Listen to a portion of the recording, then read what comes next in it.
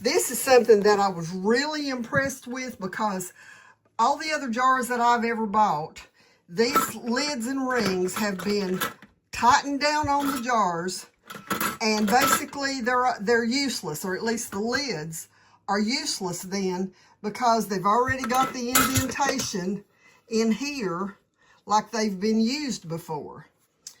That's not the case here.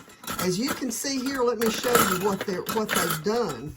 They have put this plastic piece between the lids and the rings and the jars, and the jars are underneath.